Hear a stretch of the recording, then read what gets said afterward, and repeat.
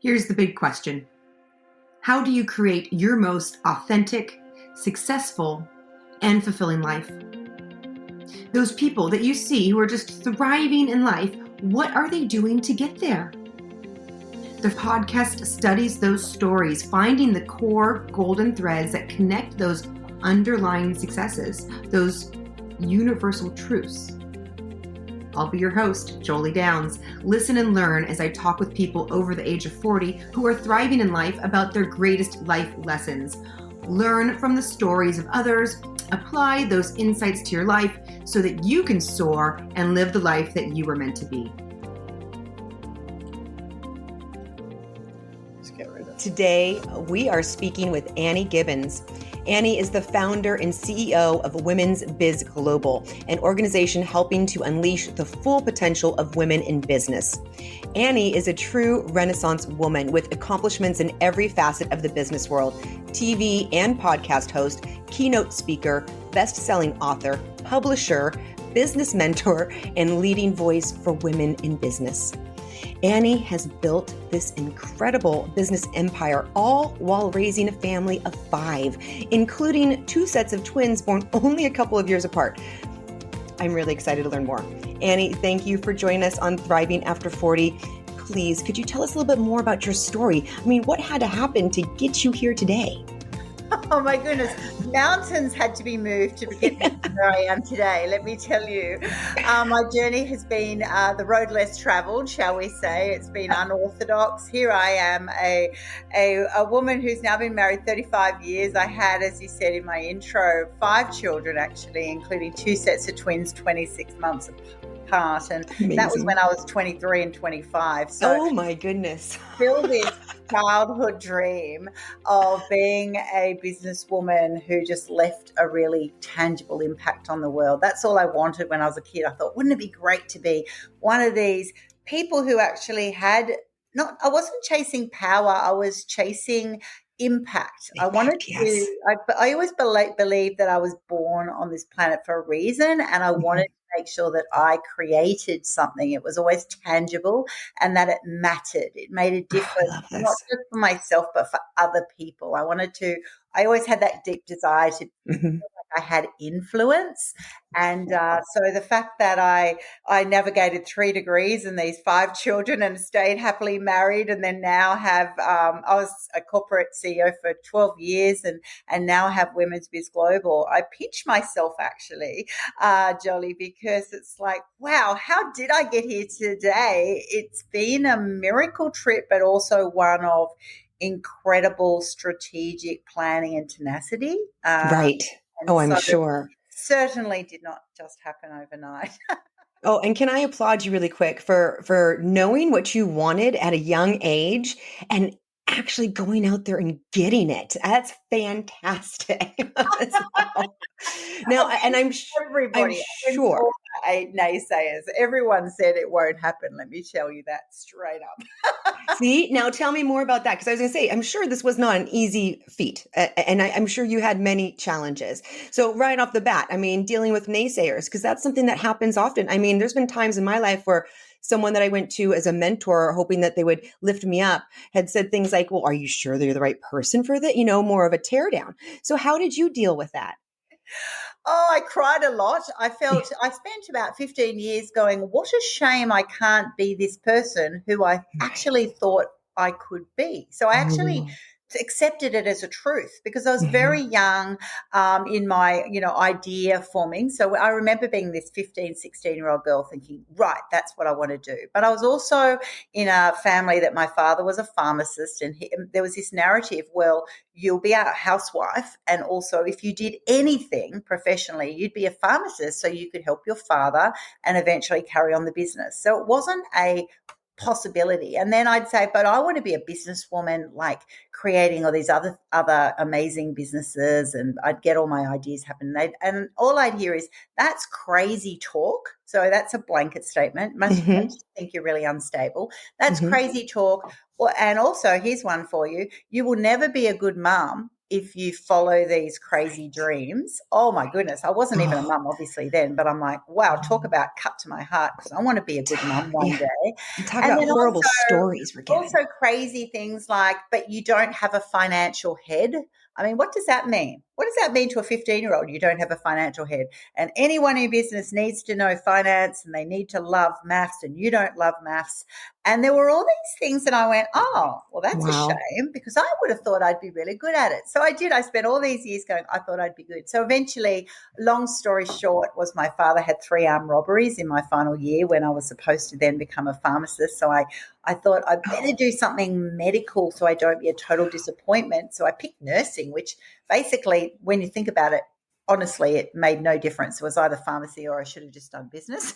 but I became a nurse, and I was a mighty fine nurse, and I ended up then having to navigate 3 degrees around all of this, because I then got married, I became a nurse, I did nursing, and then I did a Masters of Education, and then I did business. So I had this crazy life then over my 20s and 30s of having 5 children, navigating 3 degrees. And through that time, until I got to the business qualifications, I actually just thought, what if I could be more than they expect of me? Right. That was it. That was it. And that's the question. I reached the goal. It wasn't that I'd reached the dream. I actually just went, well, what if they're a bit wrong? And I could prove that they're a bit wrong. I love it. I love it so much because thank you for sharing this, because you were buried under all of those stories that so many of us are buried under. So many of us are buried under these stories that we've been given by other people and that we've just accepted because we haven't questioned it. So thank you for sharing. Thank you for questioning it and actually going about it. Now, how did you make that change though? Because that's a very big.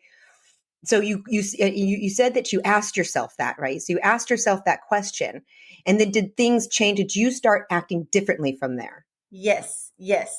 I remember being around 28 years of age and having a massive cry on my husband's shoulder. And it was all around, at this stage, I was a success story, really. I'd got through school. I'd become a registered nurse. I had twins at 23. Then I had another set of twins at 25. And I was about 28. And I'm sitting there. My whole house is full of Lego blocks and it's everywhere. And I'm so thankful. So I'm sitting there having one of these moments. And I'm sure so many women around the world have these moments of, I love my life. I wouldn't change anything. It's not that I'm not happy.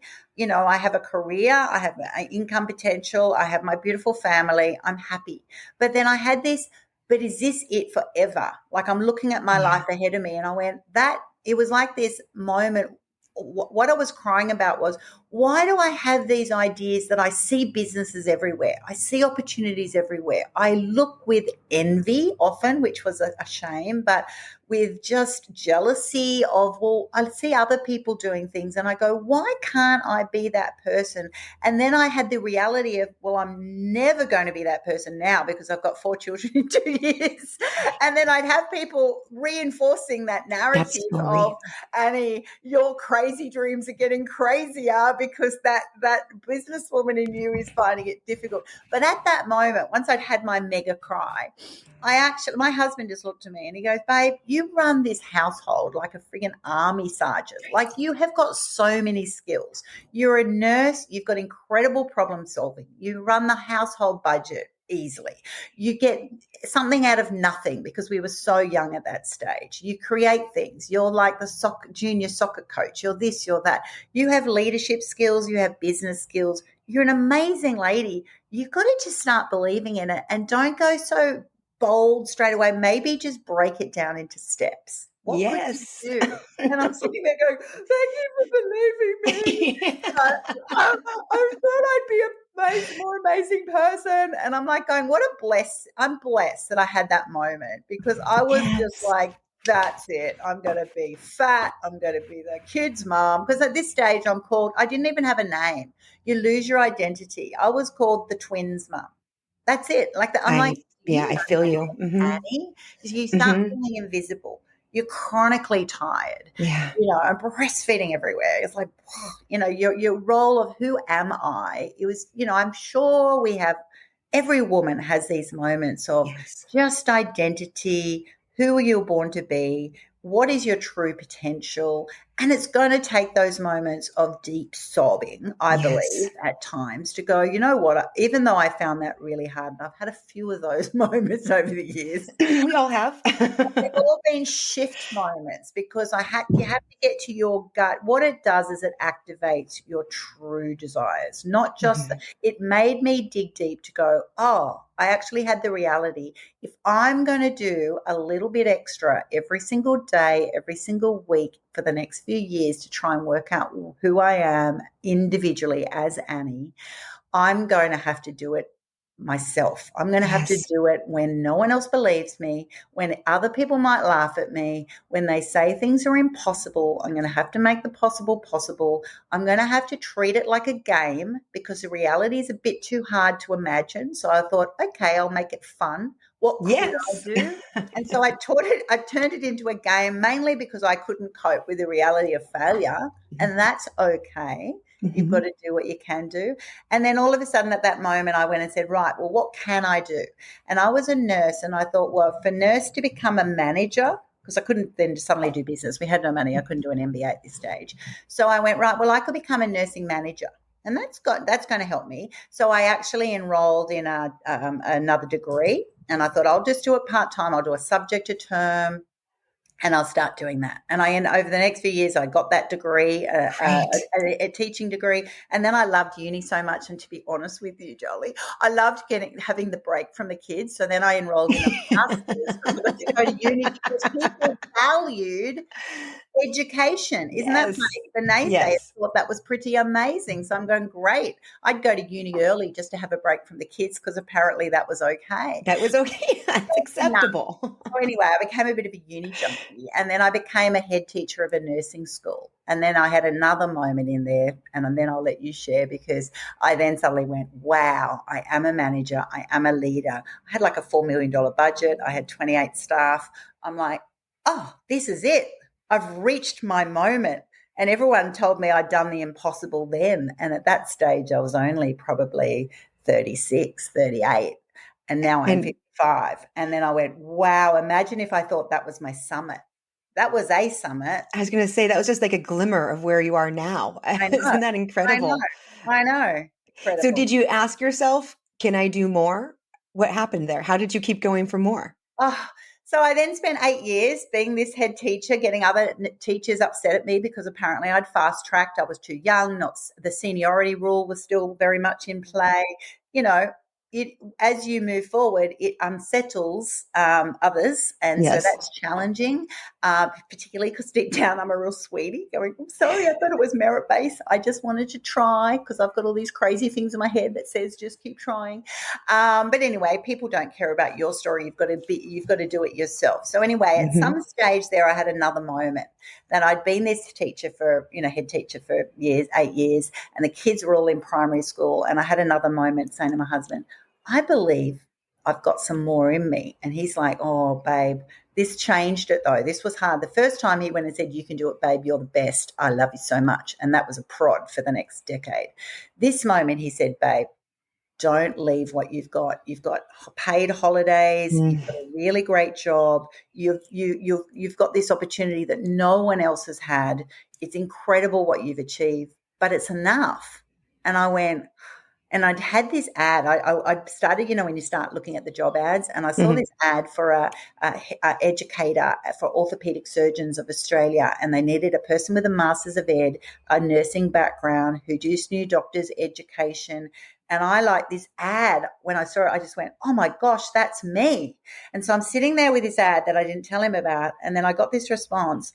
And I just cried my heart out because I went, oh, my biggest fan, my childhood sweetheart, he doesn't believe in me. I'm like, I didn't care at this stage if no one else believed in me, but I went, oh, I was gutted.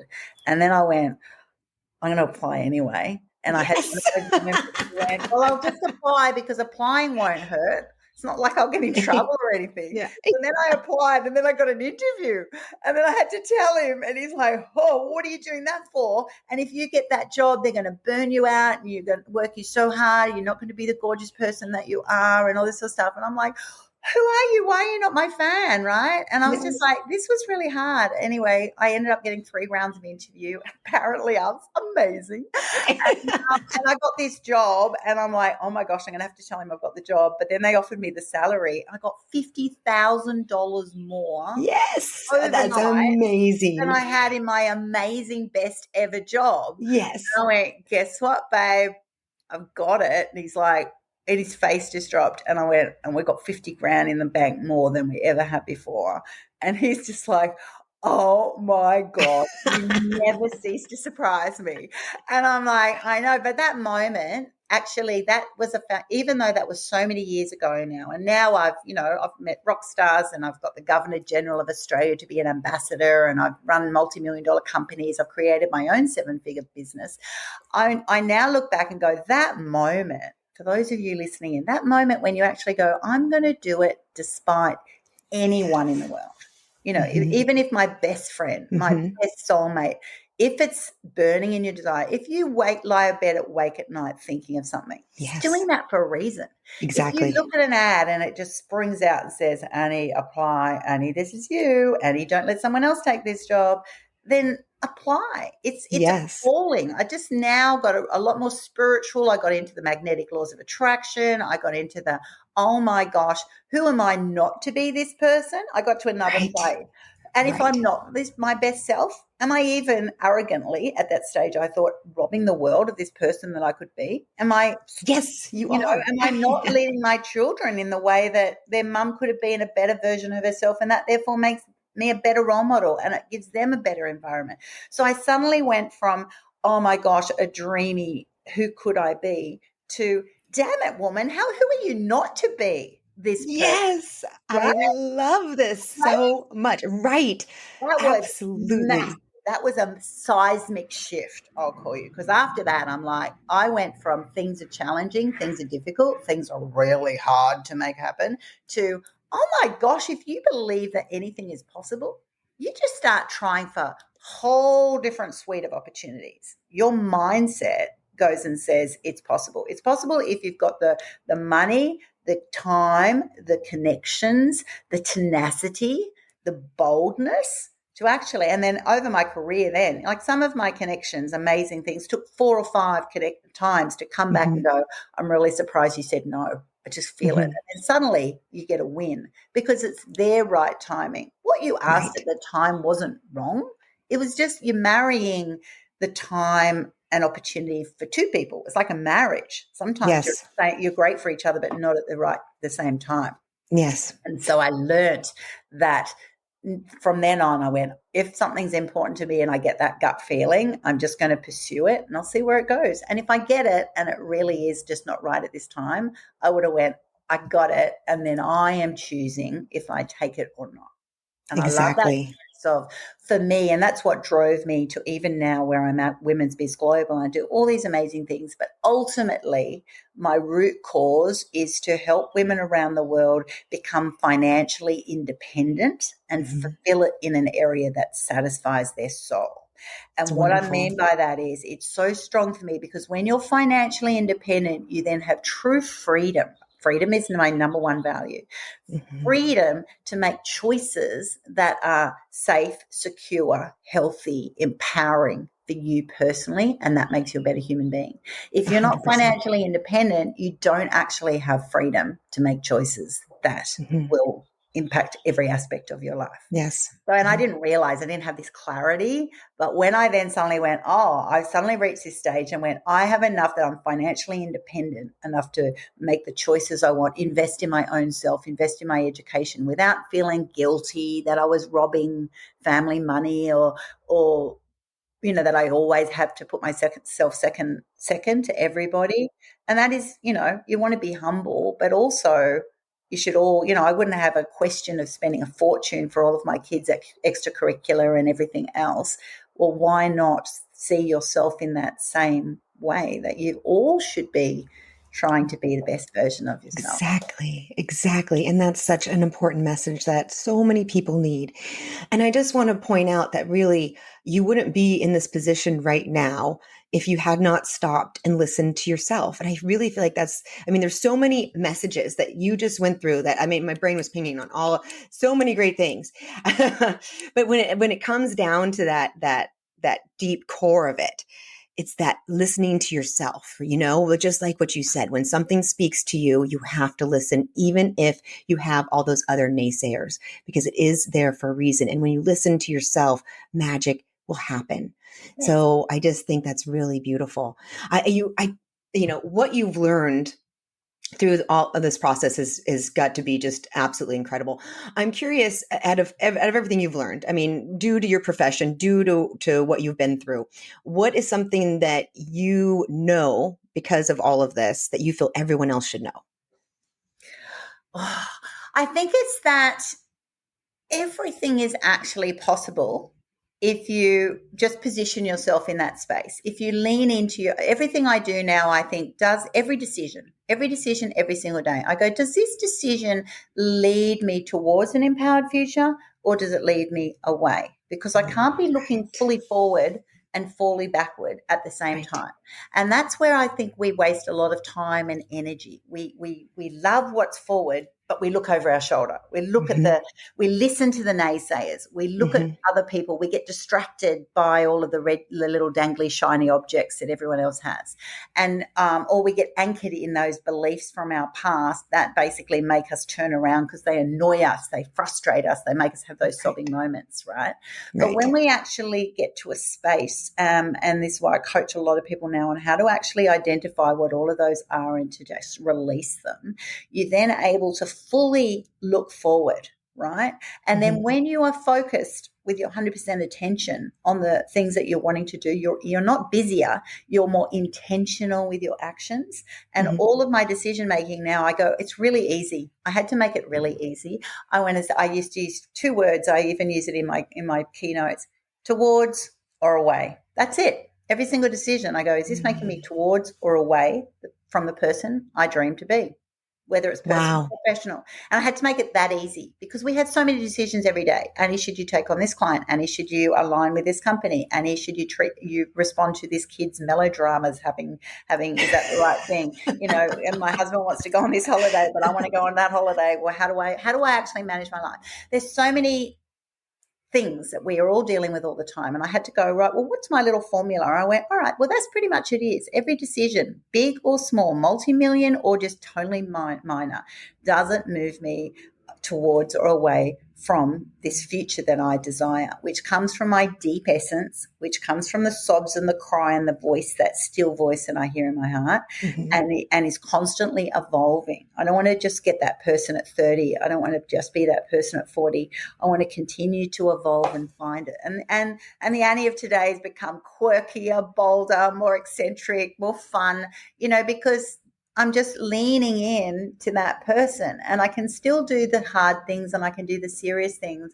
But, how did it affect me? It meant that I didn't have to show up like a man as a CEO. I didn't have to wear a grey suit and act like a man. For goodness sake, there are already 94% of them in C-suite roles. I think there's enough to just show up as yourself, Yes. That I could come with my, feminine, lovely long locks and not have to act in a certain way. I could use my feminine energy in a business and the way I problem solve and the way I connect with people and use that as a superpower, right, in different environments.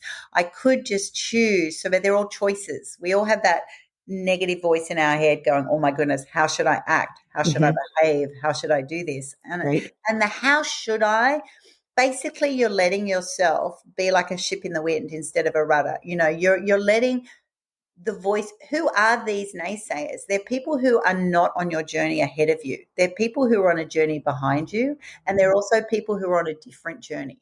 They might love you, but they don't know you in a way that you're trying to find out, and be this self. So it's not like it's a terrible thing. It's not like they're being negative.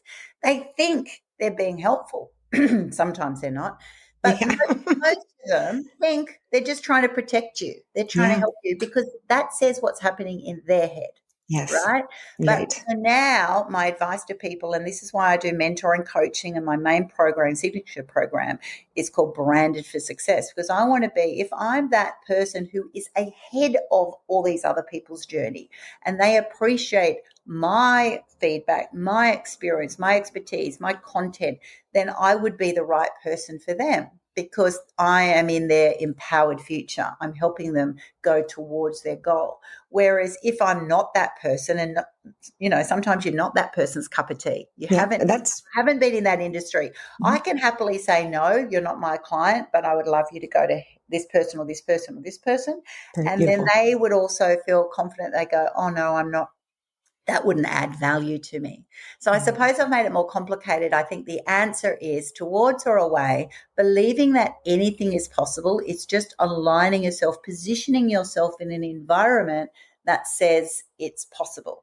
Yeah. All right. Yes. And I learned this from my grandmothers. I learned two things from my grandmothers.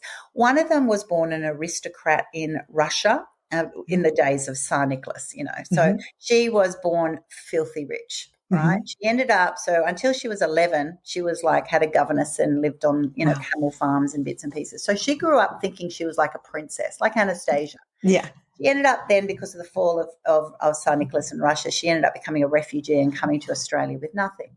But this gorgeous, eccentric woman actually just went, Annie, you have to imagine that you have diamonds in your pocket. If you have diamonds in your pocket, you believe that everything is possible in the world and you think like a princess. And princesses, everything is possible for them because they have the money, they have the connections, they have the environment that says all things are possible. And I'm like, wow, right? That's great. Then I had Think my like a other princess. grandmother. My other grandmother was the polar opposite. She was born dirt poor in Australia. Like, she was treated like Cinderella. She was Cinderella, right? So she had the other thing. Her mother left and ran after another man to New Zealand when she was 2. She was left, with a family relative, scrubbing their floors and doing things, and told you won't do anything in your life, right? And she was the opposite. She's the voice in my head says, Annie, everything is possible, but not for people like us. So we have to work. We have to have a plan. We have to say, not now. I hear you. I'll just take it as a comment. I thank you for saying that, but I'm focused. Now, that woman from nothing ended up becoming a chartered accountant in her own time, where women were not professional women. Yeah. Because of her focus and hard work and saying no to the naysayers. So I had these 2 collective women. Oh my goodness, Jolly. I'm actually I think I see a combination of the 2 of them. I go and say, I've got diamonds in my pocket. I think of myself like what would a princess do in this moment? If nothing was a challenge or an inhibitor, how would I act? Yes. And then I also then go, great, I'm going to get that mindset. And then I'm going to work my butt off. Yes, that's the winning combination. Right? Because I'm not a princess. My reality is true. Yeah. But I also am then going to, then I learned the doors lesson. And what I mean by that is, you might be able to open a door, believe and open that door and say, oh, yes, I could become a manager. I could become a CEO. I can become an entrepreneur. But many of the times that door's not open to you. And then suddenly you stop at a blocked door. And then some people go, oh, go around the door. And I go, I learned a lot of that. So I went and said, that's not possible. Well, how do I go around the rules, right? And I got very crafty. I got more flexible. That's where the agile workforce comes from. Be agile, be flexible, try and be innovative. And then I got to a stage in my very long career that we don't have time to talk about today. And then went, sometimes, Annie, you need to build your own damn door. And I went, yes, that's true. Happened when I created Women's Biz Global, because I went, all right, after my crazy business and life journey that everyone who meets me goes, how on earth did you do what you've done? Oh my goodness, I want your energy, or I want what you're on.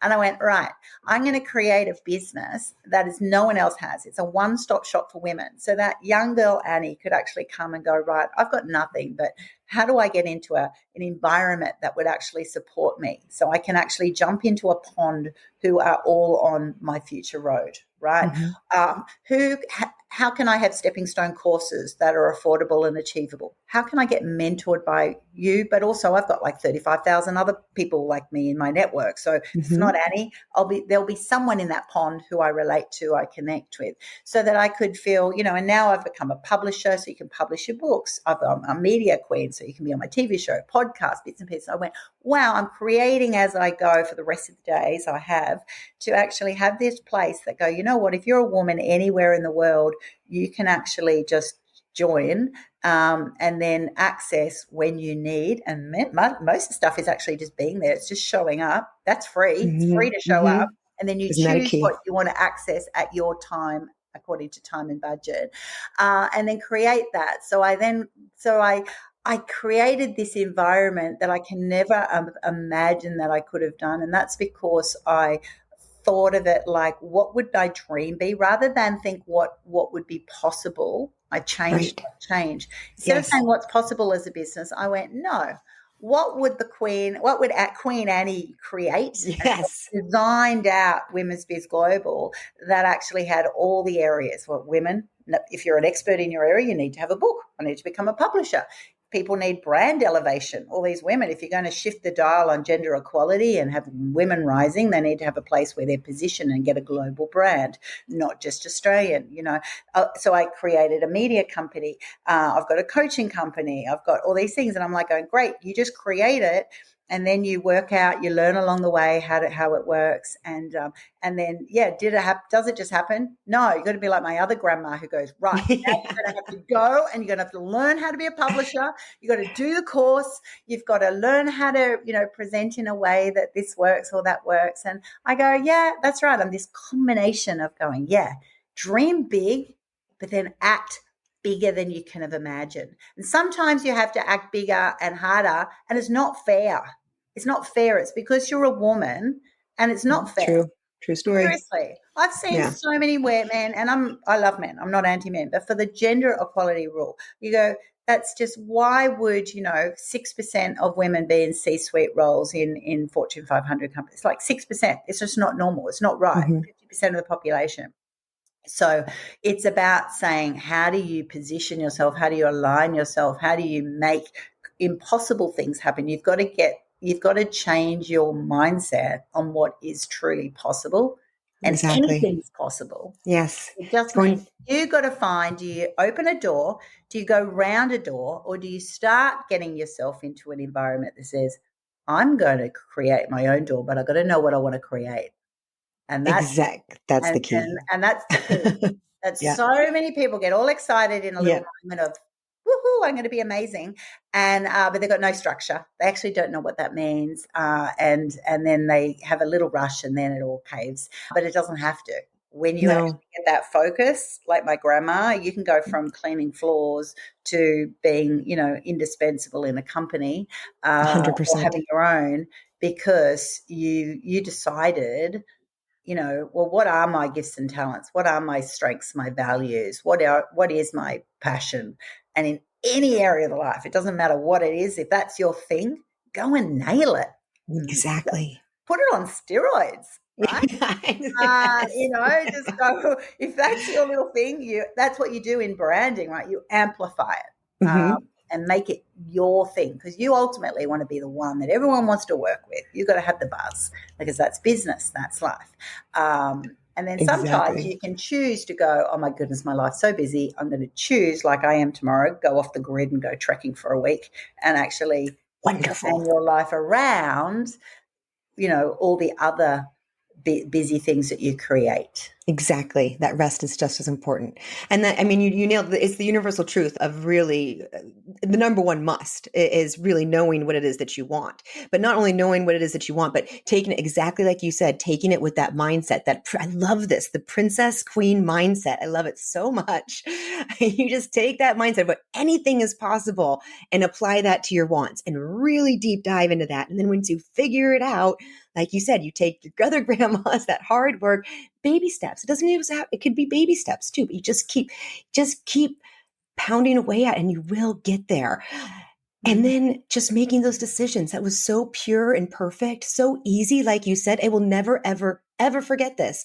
Thank you. This will be something that I carry with me. Am I going towards or am I going away? So simple. That is magical. I loved it so much.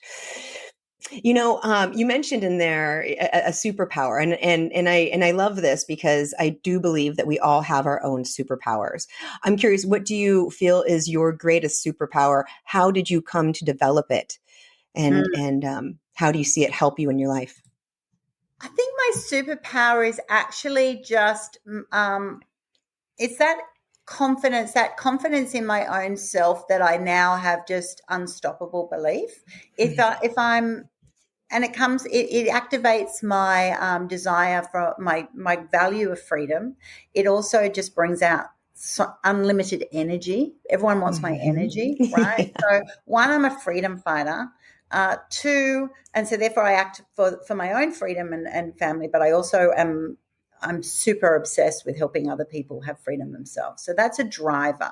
I also have just got unstoppable energy, and that's a superpower that comes from that root cause. It comes from that sad 15-year-old actually who says, "Oh, what a shame I can't be who I want to be," and then I turn that wound into a superpower. I went and said, if I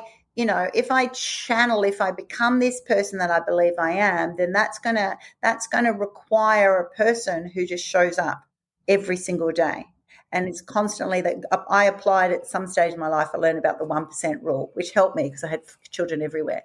And I went, if I do 1% every day towards my future that I desire, all those 1% will add up because they do take stepping stones. So that allowed me to go, oh, okay, well, I can channel my energy. I can direct my freedom desires. I can be comfortable and happy and satisfied in who I am and just release the baggage. So my superpower now is actually just helping women globally create magnetic brands that attract, because they describe me. I went and did this at some stage. I went and said, well, how do you describe me? And all these weird words came out like atomic. And I went, atomic? And they're going, yeah, you just go, pow, things happen. I'm like, well, that's really interesting. We'd not use that word about myself, but I'll take it. And they're like high energy, high vibe, enthusiastic. And I kind of got this brainstorm that wasn't me saying, who am I? I actually, because your brand is who other people say you are behind your back, right? It's how they describe you. So whether we like it or not, we're all a brand of some kind. And because we do business and life with people and they see us in a certain way. So I needed to go, well, I wanted to be my true authentic brand or my true authentic essence. And I wanted to take any wounds or disappointments I'd have that would rob me of being that person and make them my superpower.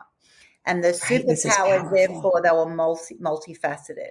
One, I went that Annie energy, that little girl at 5 who used to dance around and say, watch me, I'll do a show, I'll do that. I was obviously just like a self-obsessed showgirl child. But you know what? I was born to be that little girl. Loving your own energy is a beautiful thing. I was born for the stage. So I went, okay, well, that's an important thing. So when people quash me and they go, Annie, limit yourself or don't be that person, I actually went, I need that inner Annie, not just the 15-year-old sad Annie. I went, I need that 5-year-old self, that person. I went, I want her energy to come out into my every single day as much as possible, around the ebbs and flows, within reason. I wanted her focus and her obsession. If we're doing a play, we're doing the play all day and we're all doing bits and pieces and we're going to map it all out, so I then create that same kind of energy to if I'm doing a strategic planning session with a company, if I'm mapping out, some amazing thing, if I'm reining in a new, influencer or an ambassador for something or some project, I want to take those little bits that have been quashed, which will be spirit, belief, energy, focus, and actually turn them into a superpower. So now my superpower is Annie actually does believe anything's possible, but she actually makes it happen, right? Yes. So atomic Annie, magnetic Annie actually is, you know what? I was born to be that person, and now I actually have an opportunity through the world that I've created to not only make that happen for me, I'm able to do that for tens of thousands of women around the world and growing. So what a amazing. blessing. What a joy. So now at this stage of my old age, I'm like going, wow, I'm on the legacy leaving phase. How cool is that? So It's so cool. beyond me. Now I don't even have to be that guy. I go, yeah, I have achieved incredible things. I have done impossible things. Now I go, it's not even about me. I'm financially secure. I love my life. It's like a drug. I just can't wait to who I'm going to meet that day. How I'm going to be. Now I just go, I'm the princess with the diamonds in the pocket. I go, every day I meet really interesting people with really unique situations that the breadth of normal is so wide. It's just floors me every day on how unique and amazing people are. I read situations, so I can see what their limitless potential could be. And it's just my job to actually go, if I have given the opportunity to be involved in that person's life and I can help them on that journey, which is just crafting their road to success. Yes. And also helping that person to know how are they going to measure their own success. Because I had success measures, but my success measures are not someone else's, right? We all measure it in different ways. Is it the fame? Is it the title? Is it the money? Is it the lifestyle? Is it the power? Is it the And we need to know what it means to us. You got to know what it is. And once you know it, my barometer now is, do I feel it?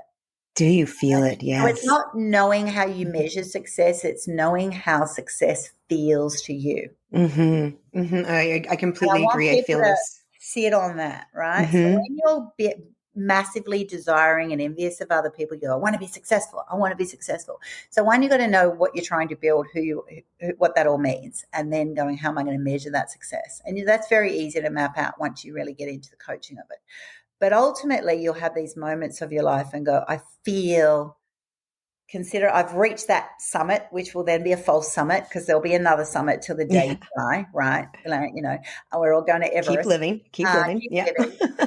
At all those moments, I sit back and I go, it's that feeling of, wow, I just love this feeling, because sometimes you can be successful. I've seen other people, I've had gains of amazing things that have reined in a deal or this or that, but I kind of go, yeah, I did it for someone else and I'm good at my job, but I didn't feel that. It didn't give me that. I understand this. Yes. It didn't give me that zen. It didn't give me that, did it spark joy? Yes, exactly. I love that phrase because I go, that sparked joy? I went, no, it sparked joy for someone else, and that's good. But did it ultimately spark joy? Did it actually make me just go, oh my gosh, I'm seriously living the dream, which happened at all those lifestyle transition stages. It happened when I had my kidneys. It happens every time I have gorgeous anniversaries with my man. It happened when I became that head teacher. It happened when I became that orthopedic surgeon manager. It happened multiple times every time I then got opportunities to be a CEO of a company and to generally transition and flip it and build it into something it was born to be. It comes now daily. So it used to happen at stages, and now it happens daily because I'm in my space. I'm in my zone 100% of the time. And you're also women listening in realize that is a journey. You don't get that overnight. You have to do the stepping stones. You have to do the hard times to set yourself up. But what you're trying to do is get to a stage in your life, whether it's 40 or 50. Mine would have been quicker, by the way, so you can fast track this because I've done a hard thing.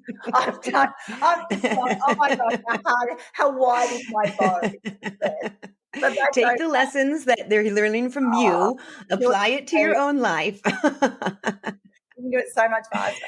But that's okay. But, ultimately you're trying to get that stage and go, how do I get the joy more often? Exactly. That's my dream now. I go, how do I actually be in a place most of the time that says, Annie, you're in your right lane. You are nailing your right lane because you're in that environment as your princess with your diamonds in your pocket. Yes. Oh, where I'm at is where all the joy is. Yes. I don't have to worry about all the other things because now I don't care about them. It took me a long time not to care about them, which is not also selfish. It just says, oh, thank you, but you're not in my lane. I can see you occasionally, but you're not in my space. And that's okay. You're not in my empowered future. You're not helping me on my journey day to day. Yes. So And just that's different to important. occasional, right? Hmm. Don't go fat Yeah. dumping your family or something just because Yeah. Uncle Eddie annoys you. That's okay. He can annoy you at Christmas. But day to day, how can you manufacture a life? Whether you're an artist, whether you're a Hmm. musician, a businesswoman, an entrepreneur, a small business person, just doing your career. How do you create a life in stepping stones that actually brings you towards that empowered future, that space that says, I'm going to measure my success in this way, and I know what Yes. my metrics are. And then ultimately, if I get all of that, will I be happy? Right. All right. Will I Right. feel like my Hmm. life mattered? Will I be Hmm. able to ideally even leave a legacy for those who follow me that I love and Right. adore? That to me is just pure joy. I completely agree. I loved all of that. You know, I was wondering because you have climbed all of these different summits, like you said, you keep up leveling and up leveling. And even as you up level and you can have this confidence, sometimes when you take that next step, you know, that imposter syndrome can come in. I was just curious, have you ever had dealt with your own imposter syndrome when you kind of jump a summit? And if so, how did you deal with it? Oh, my view is absolutely yes. And everyone will, because when you push yourself out of your comfort zone, you feel unsafe. Yeah. You feel like you're a fraud. You feel like when are they going to realize I'm not the person that I Right. bravely said? I've acted like the princess with the pockets, but they might realize that I'm not a princess. I don't have diamonds in my pocket, right?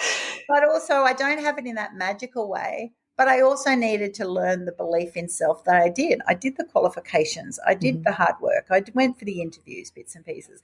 I remember my biggest imposter syndrome moment happened when I actually got my first CEO role, because the other one from when I was a nursing teacher to become this national manager of Mhm. surgeons, that was a real shift. But the job was just so interesting and I got paid more money. I was all more on a buzz. I couldn't believe it. I was like, oh my goodness, I hope that, it wasn't really imposter syndrome. I was more excited and I was more worried about trying to make sure that I didn't burn out, because so my husband didn't say that wasn't a great idea. Yeah, well, it's big. You know, That was, honestly, I believe the statistic is it's like 90% of, or even it might be 100%, but we'll be on the safe side and say 90% of CEOs deal with imposter syndrome. And yeah. it's a Well, study. that happened when I went from the national manager to then a CEO role. That was another one, that another moment of hubby going, really? And I'm like, yep, I'm applying for it. I believe that this is my moment. I'm Yeah, going to you just do it anyway. I'm doing it anyway. I'm not going to rely on that, because that could make me cry. That could make me, I've done that through a journey before. I'm going to do it anyway. And he's like, oh gosh, she's a rogue one, this one. Anyway, so that's okay. But what happened was the first 6 months in that role, oh my goodness, I'd go to work every single day and particularly every Thursday, the president of the company kind of would come in and want to know how things are going. And I would just be like this internal panic attack going, he's going to find me out. He's going to know, voice in my head, you don't have a financial head. You won't be able to do this. You won't be doing these crazy voices that I had Yes. from people that I respected, parents, Oh, we all relatives, know these whatever. voices. These voices were so strong going, he's going to ask you something and you're going to not know because of this, because of that. And so I did this incredible first 6 months of going, I hope they don't find me out. And then I got to the 6 month review and then suddenly they love me. And I'm like going, oh my goodness, it was an aha moment that went, of course I felt uncomfortable. Of course, imposter syndrome. Imposter syndrome kicks in when it's to do with the way you value it. It's not the situation. Mm-hmm. You have not valued that, you don't believe that you deserve where you're at. Right? You don't believe you're capable. So imposter syndrome could even happen on my trek this week. I suddenly go onto a harder trek, I climb a mountain that I haven't had, and I instantly sit there going, am I going to be the weakest link? Are they going to think, why didn't you do enough training, whatever? Yep. It doesn't matter if it's that, because I'm obviously a trekker, or if it's running a company, or if it's going in for your first board meeting, or whatever it is.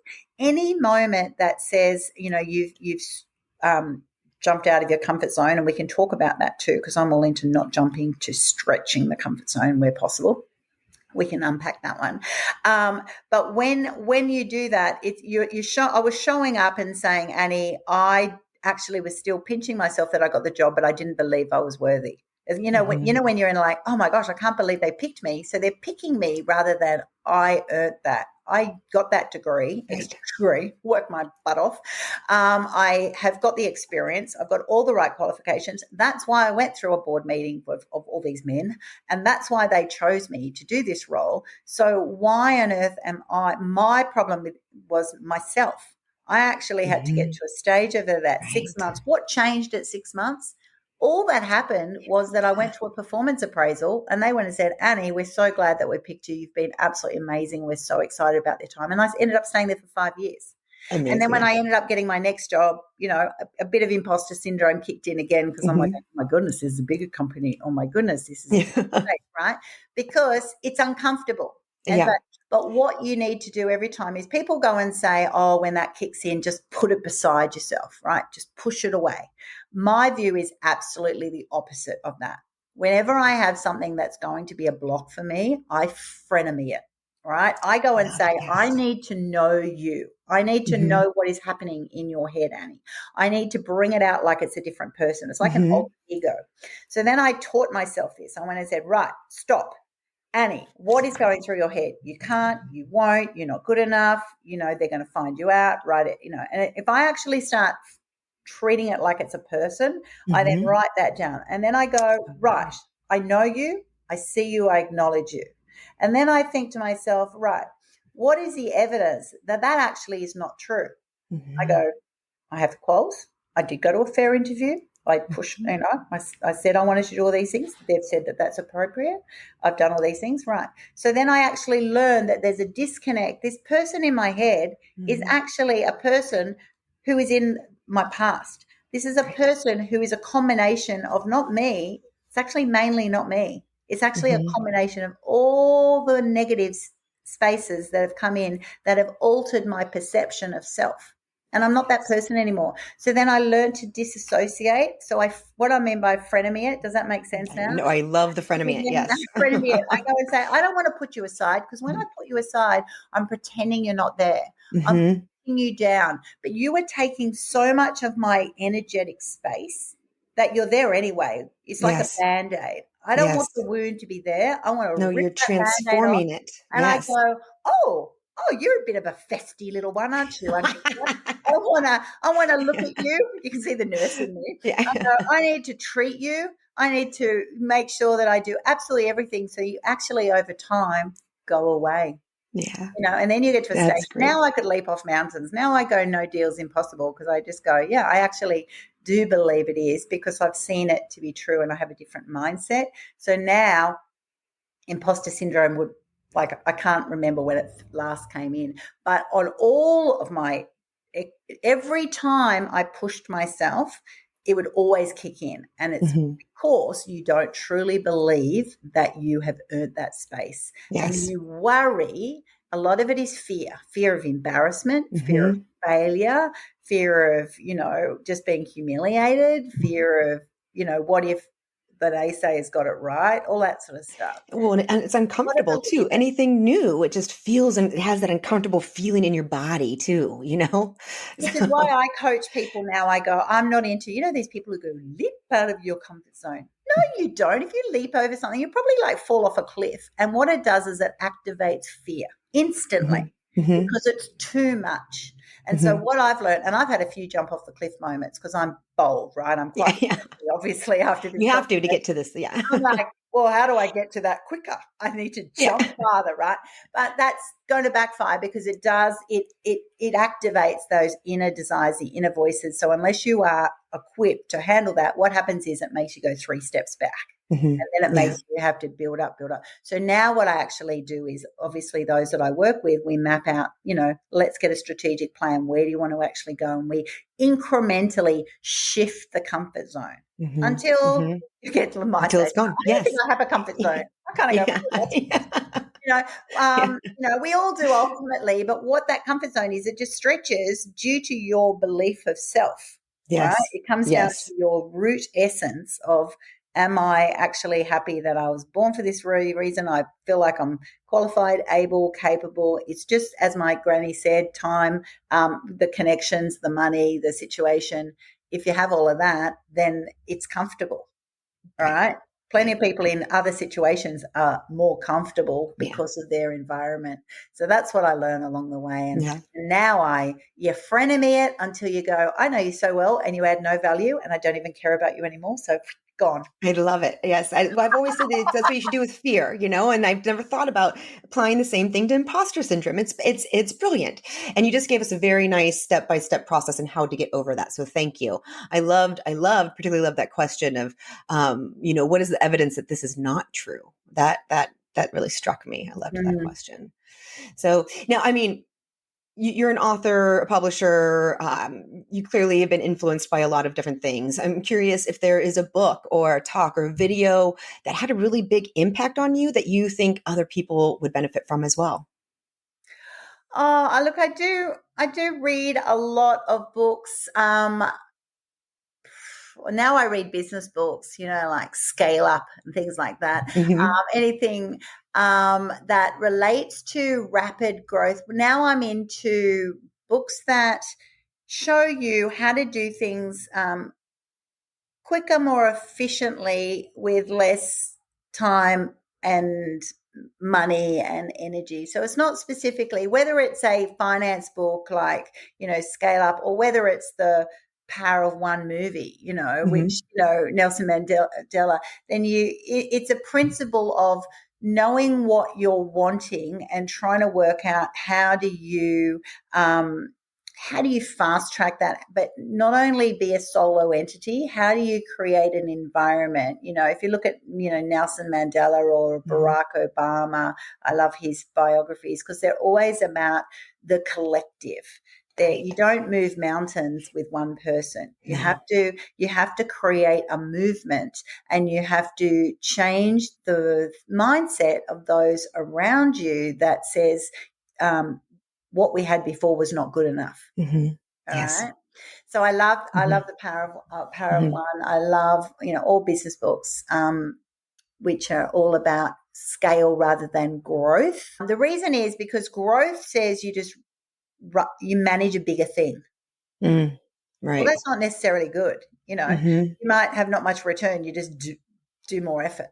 Whereas scale actually says, I want to get more benefit with less time, money, and energy involved. Now, that's a win for me because I'm also a nana now. I've got 2 little granddaughters. I want to have this extra time that, can go to reading groups, or I can drop them back and forth to school or kindy. I want to be able to travel. I want to be able to be there with my 5 adult children, to be available, as well as running, 4 companies.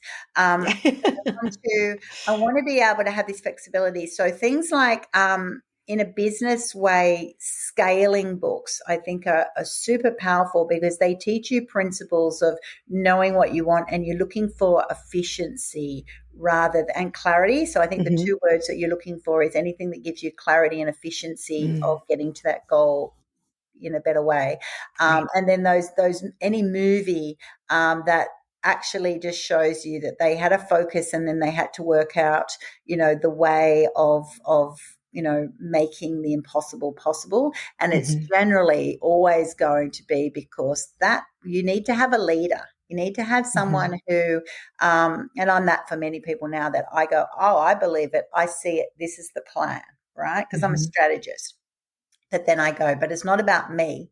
I can help you, because ultimately as a leader, you lead, and you lead by example out the front. And then what I learned as being a CEO is I then need to get those people to a stage that I actually lead them from behind.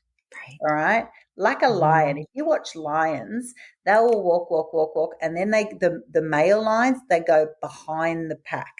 And what they're doing is they have a presence, and they steer because they watch the way, they watch the environment. And if anything's happening, they can see from behind, or everyone in their group, everyone who's steering a little bit left or right, and they can grunt or do something rather to go, hey, let's just stay on the course. Let's stay on the course. And that's what I actually love about my leadership model that I've learned. So any book or movie that sort of shows that kind of principle that says, right, you've got someone who's gone out and said, this is what we want. And then it says, I need to bring in the collective, whether it's Obama's people power movement of going, you know what, we deserve better. better and we should unite together because there's power in numbers, Mm-hmm. or whether it's in a movie that's got a company that went and said, no, we're going to be the best, or whether it's a culture. Look what's happening in the war in Ukraine at the moment. You're Mm-hmm. seeing that live. It's almost like a live narrative of this Mm-hmm. happening. This that their president has gone and said, "Wow, you thought we were easy picking, but he's gone people power." So he's done that with his own people. But what has he also done as a leader? He's then gone and made sure that he spent some of his money to go out and suddenly seeing in America and at United Nations meetings and this and that, because he knows the power of the collective. Yes. Right. Yes. So this is, so I know I haven't answered you in specific books. Sorry about that. No, that's okay. But I get attracted to real life situations, movies, books, even poetry, people who have got that kind of way that they operate, that they're looking for, they know what the end goal should be, they believe it. You only ever achieve what you believe. Right. All right. So you want to write that one down, everybody. Yeah, right. Say that again. Yeah. You've got to believe. You can say it two ways. You've got to believe to achieve. So put that on a Post-it note on in front of it. You've got to believe to achieve. If you don't believe it, you will not achieve it. If you don't believe in it's supposed to be there, you'll have imposter syndrome. If you don't believe that you're going to win the war, you're not going to win the war. Because if you are the person leading your situation, other people, if you don't believe it, why would anyone else believe it? Yes. They can smell your fear. They can see your BS radar, lit up. They won't be with you. Whereas if you believe it is possible, and then you find a strategy, you find ways that people can do the smallest bit to help you, and it makes a difference. Save the planet, save the whales, do whatever. It's then amazing. People power goes and says, "Oh, I can be part of that really cool vision," right? And then you can then set it all up, and then you can swing around the back and go, "Hey, peeps, yeah, you're great. You keep doing that, and you keep doing this," and you can orchestrate while reading the game. And those people, that activates the scale mindset. That goes and says, I spend more time orchestrating, assessing and monitoring as a leader, as a manager, rather than doing. All right. Like a true CEO, true leader should be like 80% should be reading and assessing and monitoring, 20% doing your niche areas that no one else can do, the 80-20 rule. So I love watching that play out, and I'm watching that in Ukraine at the moment, and I'm really inspired by the leader, because I'm leading right at the front when necessary, does the key things, and most of the time he's going, go troops, go helpers, this is what I need, this is what I want, because he's actually hanging at the back. Yeah, so he pops up at the front and then he swings around at the back. I absolutely just like the lion. love that. The lion. Just like the lion. The lioness, right? Well, I mean, you have your own people power going on within your business.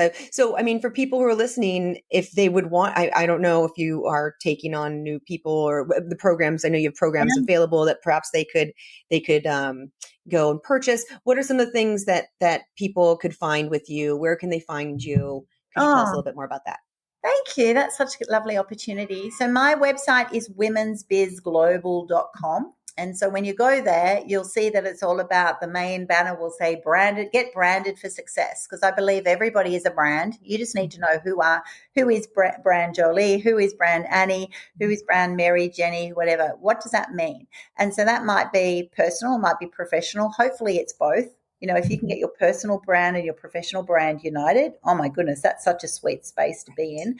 So that's the dream, right? Because you really do turn up to work and love your life and do everything all at the same time. Lots of joy. So my main opportunity is then doing that 12-month mentor and coaching program called Branded for Success. So that is where definitely I would love to have anyone who's interested in that. I can do that.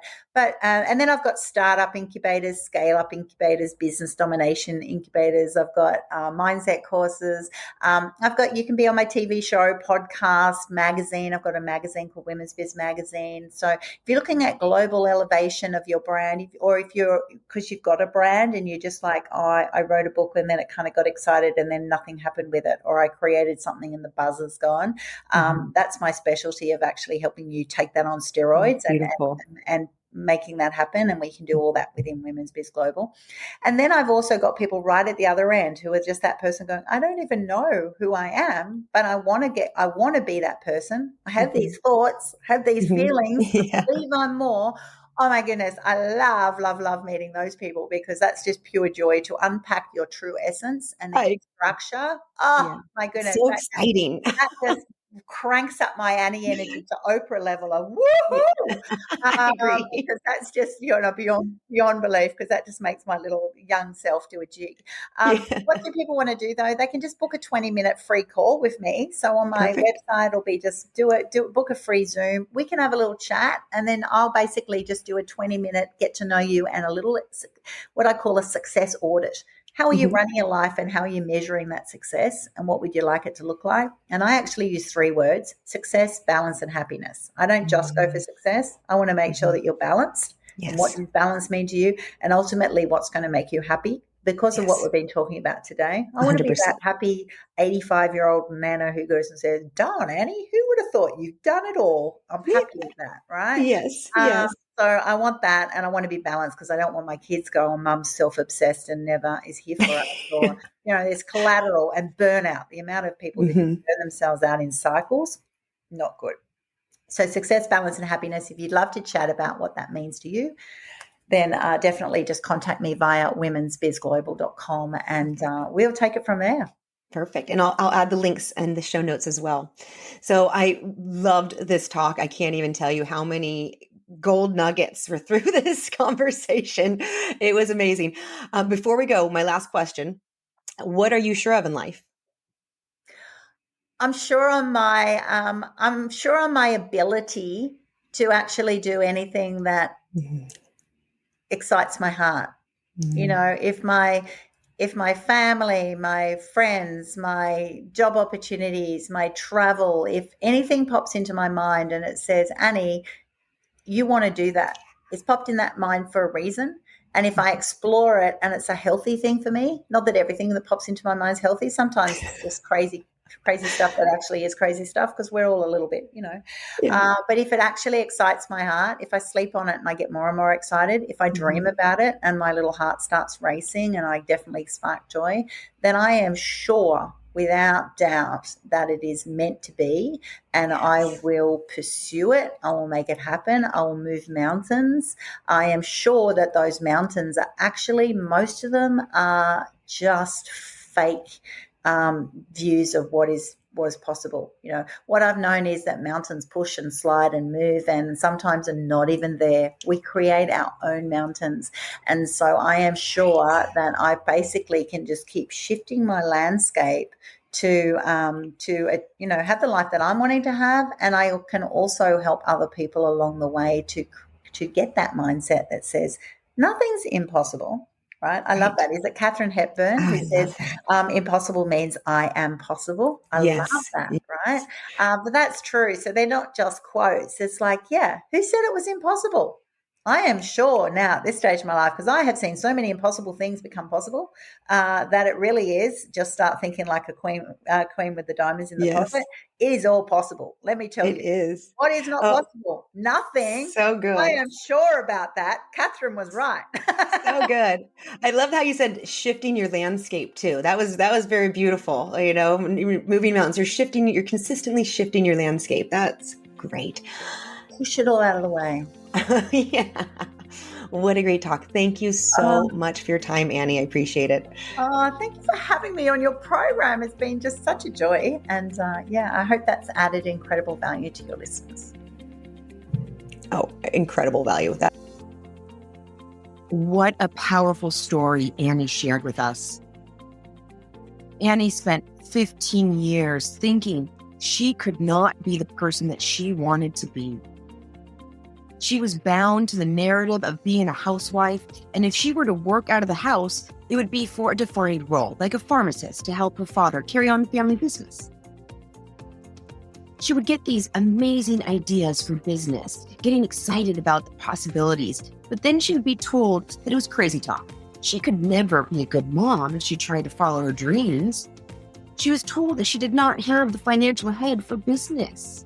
She was told that she wasn't good enough at math to be successful in business. What a load of shit Annie was being fed. Because of that bull, Annie believed she could not do what she really wanted to do. There are so many lies fed to you throughout life. What kind of nonsense have other people been telling you? What bunk advice have you accepted from others because they are pushing their own scars and defunct stories onto you? These absurd beliefs, they kept Annie off of her chosen path for many years. She had been planning on being a pharmacist with her father, but when he was held up at gunpoint 3 times in a year, she decided another career choice would be wiser. Sticking with the stories she'd been told, she felt her only other recourse was healthcare, so she became a nurse. Annie excelled at being a nurse, and over the course of having 5 children, she was able to earn 3 degrees. It was at this point that Annie had the most important thought. She thought to herself, what if I could be more than what they expect of me? Once she asked herself that question, she started to act differently. Ask yourself that question right now. What if you could be more than what others expect of you? What if you could be more than even what you expect of yourself? Have you been allowing others or your own negative spiraling thoughts stop you from being more?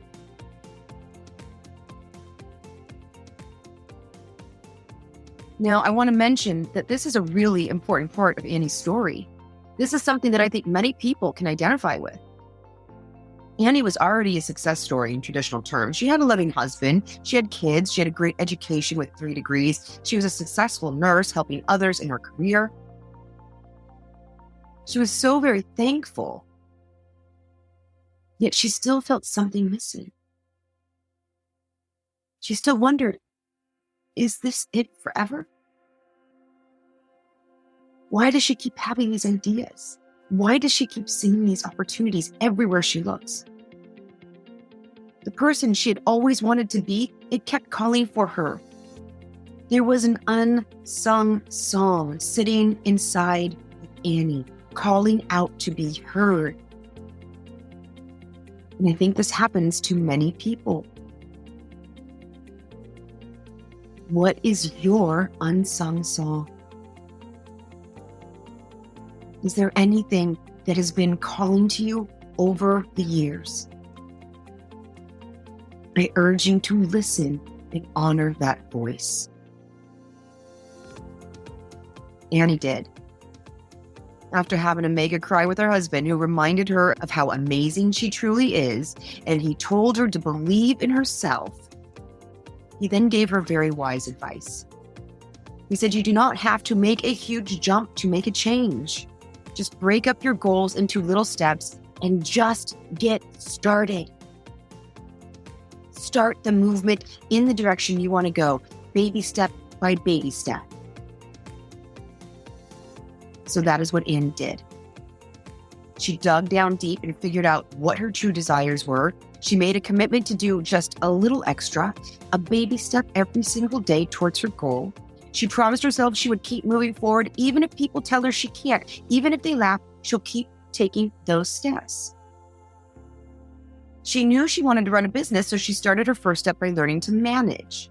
She became the nursing manager. From there, she went on to get her master's degree and subsequently became the head teacher of a nursing school. She transferred herself into a manager and a leader, taking care of multi-million-dollar budgets and staff. She was rocking it. Annie had reached the summit of this career, but she felt that there was still more out there for her. Now, again, she was told, don't leave what you got. You already have the best situation. What are you wanting more for? But again, Annie felt sure that there was more. Instead of listening to the voices pulling her back, as they had before, Annie listened to the most important voice, her own. She applied for a new opportunity that would expand her skills and her expertise, and she got the job, giving her an excellent opportunity to work towards the goal that she had made for herself, plus adding an additional $50,000 to her paycheck. None of which would have happened if Annie had listened to the voices of others. So I ask you, when it comes to making important decisions in your life, whose voice are you listening to? Are you listening to a friend, a loved one, society, media? Or are you listening to yourself? Take Annie's advice and start looking at each decision in the clearest way possible.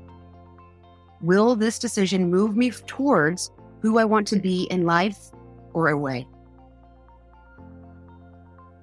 In all of your decisions, both personal and professional, simply ask yourself, if I do this, will it move me towards or away from this future that I desire? So simple, yet so powerful. And Annie made it to that CEO position using this very method. Now, what I love is that once Annie arrived in that position, she showed up as herself. She did not try to be anyone else. She did not think, well, a CEO should wear this, or a CEO should say that. No. Annie was the CEO. So whatever Annie wore is what a CEO would wear. And whatever Annie said is what a CEO would say. This is such an important lesson, letting go of the how should I's. They are crippling. How should I do this? How should I do that? You are simply asking how others have done things and feeling that you must be the same. But we can't be truly successful by trying to be someone else.